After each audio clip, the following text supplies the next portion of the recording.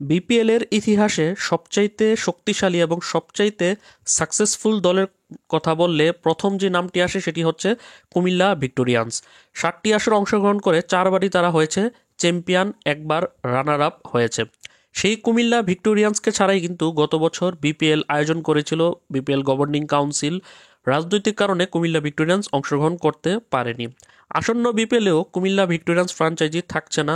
তবে গত 28 আগস্ট একটা ভিডিও করে জানিয়েছিলাম যে কুমিল্লা ফাইটার্স নামে একটি দল চেয়ে কিন্তু বিসিবির কাছে আগ্রহ পোষণ করেছে, এমনকি বিসিবির কাছে নিজেদের প্রেজেন্টেশনও জমা দিয়েছে তাদের আর্থিক মডেল এবং বিপিএলে তারা কিভাবে বিপিএলকে বর্ধিত করতে চায়, বিপিএল এর ব্র্যান্ড ভ্যালু ধরে রাখতে চায়, এমনকি কুমিল্লার দর্শকদের কিভাবে তারা তাদের ফরে আনতে চায় সেটার জন্য তারা বদ্ধপরিকর, এমন একটা প্রেজেন্টেশন কিন্তু তারা বিসিবির কাছে জমা দিয়েছিল।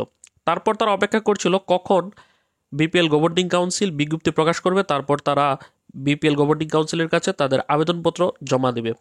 আমরা সকলেই জানি গত 11 অক্টোবর বিসিবি কিন্তু বিজ্ঞপ্তি প্রকাশ করেছে, আর আজ 15 অক্টোবর বিসিবির কাছে নিজেদের অংশগ্রহণের জন্য আবেদনপত্র জমা দিয়েছে কুমিল্লা ফাইটার্স নামে 10-12 স্পোর্টস ম্যানেজমেন্ট একটি কোম্পানি, যার ফ্র্যাঞ্চাইজির মূল মালিকানা সত্ত্বে থাকবে ফার্স্ট এসএস গ্রুপ নামে একটি প্রতিষ্ঠান।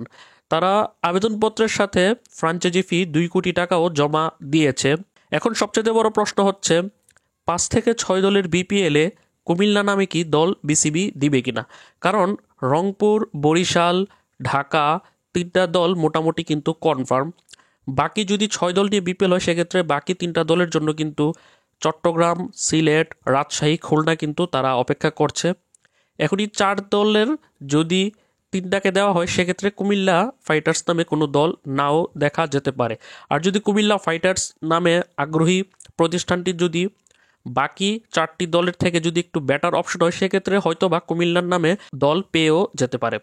আপনাদের কাছে কি মনে হয়, যারা কুমিল্লার ফ্যান্সরা রয়েছিলেন, একটা আসর আপনারা কুমিল্লা দল ছাড়া আপনারা বিপিএল এনজয় করেছেন, এবছর আপনারা কি চান কিনা যে কুমিল্লা ফাইটার্স নামে বিপিএলে দল দেওয়া হোক? আপনার মূল্যবান মতামত অবশ্যই কমেন্টে জানাবেন। আল্লাহ হাফেজ।